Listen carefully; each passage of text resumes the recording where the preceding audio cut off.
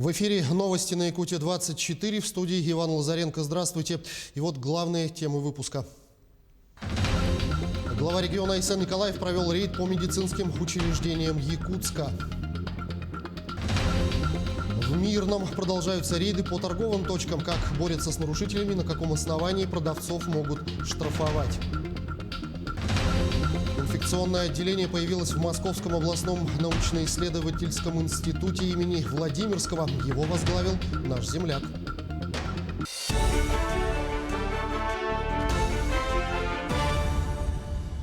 Сегодня глава республики Айсен Николаев провел объезд медицинских учреждений столицы.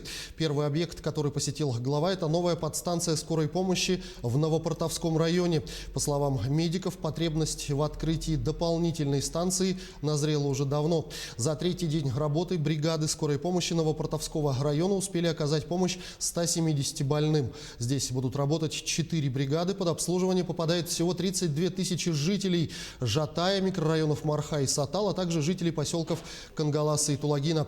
Также медики озвучили желание об открытии такой подстанции в автодорожном округе. Станция для чего нужна? Для того, чтобы уменьшить рукав.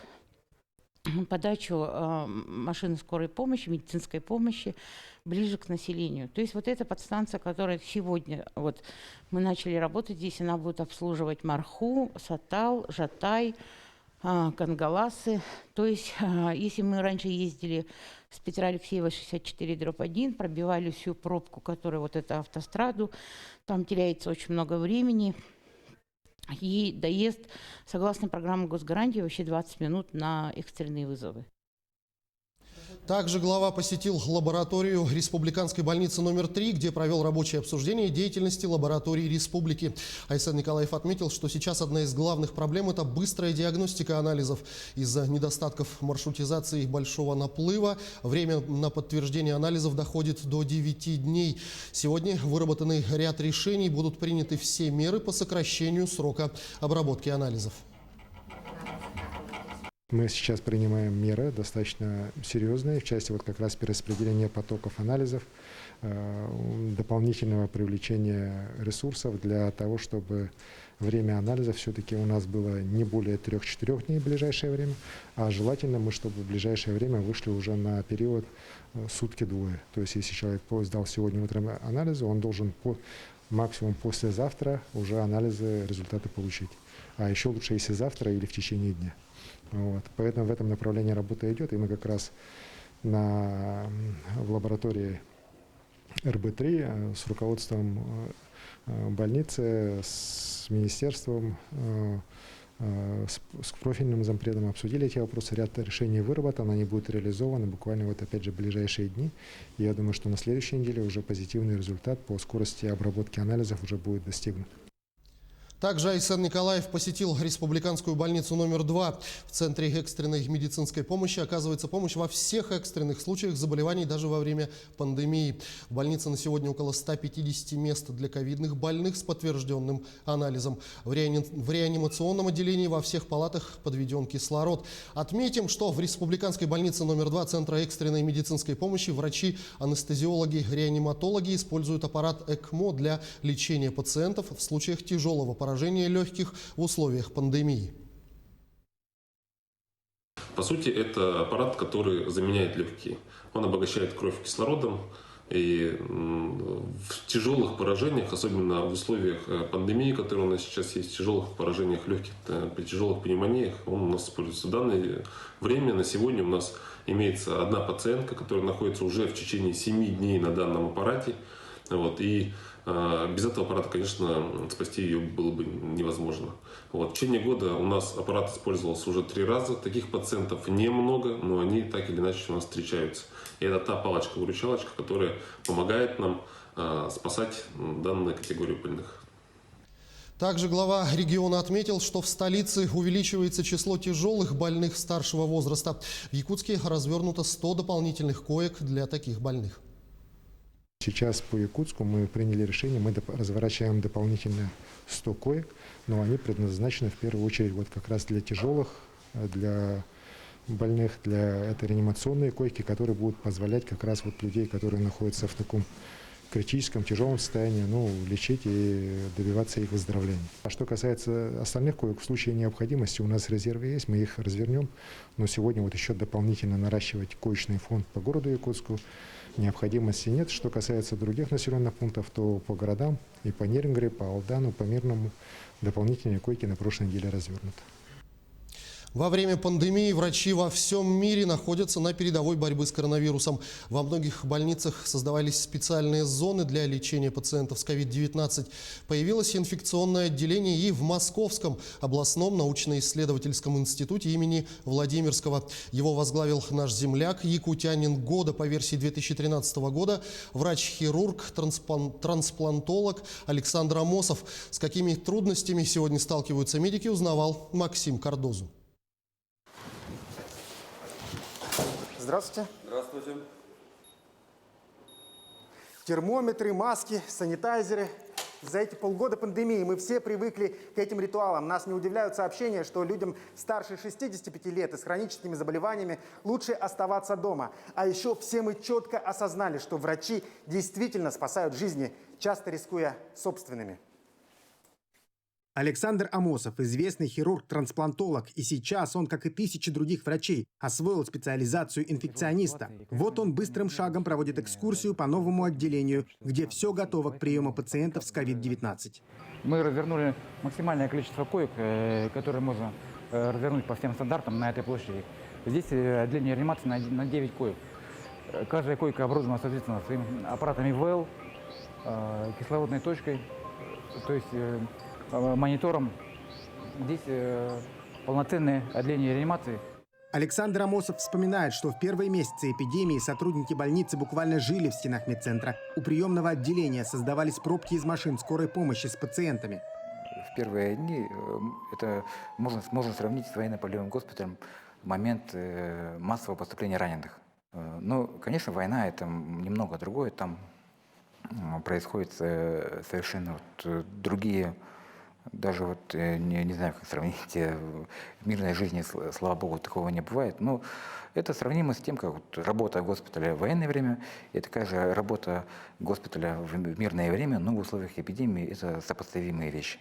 И Александр Амосов не понаслышке знает, что такое война. Он принимал участие во второй чеченской кампании, работал в военном госпитале, а после выбрал для себя путь трансплантолога. Именно с его участием впервые в Якутске была проведена пересадка печени. Врач уверен, что в республике должно проводиться как можно больше подобных сложных операций. Есть кадры, и есть оборудование, есть прекрасно оснащенные больницы, где можно проводить как забор органов, так и их последующую трансплантацию. Но Якутия – это тот регион, в котором должна развиваться трансплантация, и она должна развиваться непосредственно в Якутске, чтобы жители как Якутии, так и Дальневосточного региона могли получать необходимую высокотехнологичную помощь. По мнению Александра Амосова, за прошедшие 7 месяцев с начала истории с COVID-19 медицинская индустрия сделала большой рывок в борьбе с вирусом. Появились новые лекарства, идут последние испытания вакцины, и победа над коронавирусом – это лишь вопрос времени. Максим Кардозу, Виктор Олесов, Москва. Тем временем в Алданском центре семейного устройства введен режим полной самоизоляции. Дети и персонал ожидают результаты анализов. Случаи COVID-19 были подтверждены у 2 воспитанников центра. Как пояснила директор центра Светлана Егорова, в настоящее время подростки госпитализированы. У остальных 60 ребят взяты анализы. По словам педагогов, полная самоизоляция психологически переносится куда сложнее, нежели режим карантина, введенный в марте. Тогда досуг оставался разнообразным, не было ограничений и в общении. До того, как станут известны результаты анализов, дети будут находиться в своих комнатах. Выход запрещен даже в коридор. В связи со сложившейся эпидемиологической ситуацией в стране, Центр семейного устройства находится на изоляции 7-й месяц. В последнее время в центре участились случаи самовольных уходов воспитанников. Сами воспитанники объясняют это тем, что им очень сложно находиться в замкнутом пространстве, что им не хватает общения со сверстниками, развлечений, отказываясь понять всю сложность ситуации.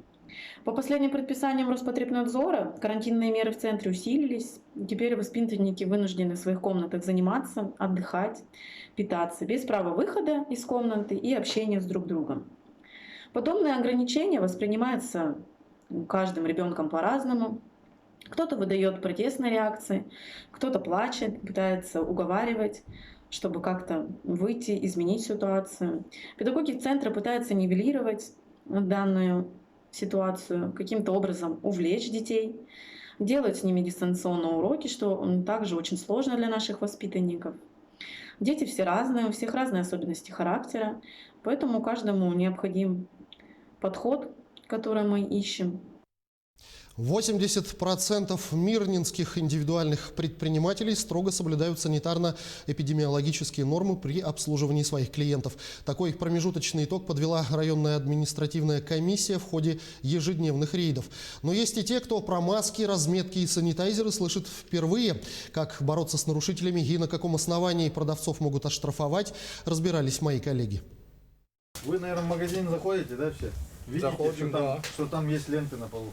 Я не знаю, я в каком магазине хожу, там нету. В каком вы магазине ходите? Ну, в городе много магазинов, которые вот разметки нету. А если они сегодня вот это вы все скажите, сделали... в какой магазин вы заходили, не было разметки? Вам же сейчас объясняют, чтобы до завтра это было все исправлено. Обязательно, конечно, вы зашли вот сейчас, разве так надо делать? Мы завтра утром сделаем. Пандемии более 8 месяцев, а в шашлычной на центральном рынке Мирного разметка появится только завтра. По крайней мере, об этом заверил продавец.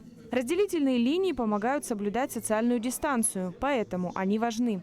Перчатки тоже. Ими пренебрегла продавец другой торговой точки. Рассчитывала покупателя голыми руками. Правда, увидев административную комиссию, вмиг надела перчатки. Впрочем, проверяющих не проведешь. Вы нарушили, значит нужно протокол составить на вас. Я ничего не нарушала, я меняла перчатки. Где вы меняли? Ну, сфотографировали же вас. Видео есть. На первый раз прощают. Нерадивым продавцам члены комиссии дают предписание. Если нарушение не устранить, бумаги передают в суд. За весь период проверок на рассмотрение отправили уже 74 документа. За ними кроется денежное наказание согласно административному кодексу. Штрафная санкция на граждан от 1 тысячи до 4 тысяч рублей, на должностных лиц от 10 тысяч до 30 тысяч рублей. Многие предприниматели терпеть такие убытки не готовы. Куда дешевле закупить средства индивидуальной защиты. У нас есть антисептик для клиентов, пожалуйста. И мы даже, если есть какие-то вопросы, раздаем бесплатно. Ну что, температура есть? Да, если нужно температуру померить. В том числе. Видя комиссию, да еще и в сопровождении телекамеры, многие предприниматели чтут букву закона. Но как ведут себя продавцы, когда не знают, что за ними наблюдают? По указу властей обслуживать посетителей без масок запрещено. Но на деле за полчаса нашей съемочной группе удалось отовариться в 3 местах. Маски, разумеется, убрали в карман лишь ради эксперимента. Почему обслуживаете? Это ведь угроза здоровью и вашему, и ваших клиентов. Не знаю, без комментариев. Анна Брянская, Кирилл Шолохов, телеканал «Алмазный край». К этому часу пока все новости. Берегите себя и обязательно соблюдайте масочный режим.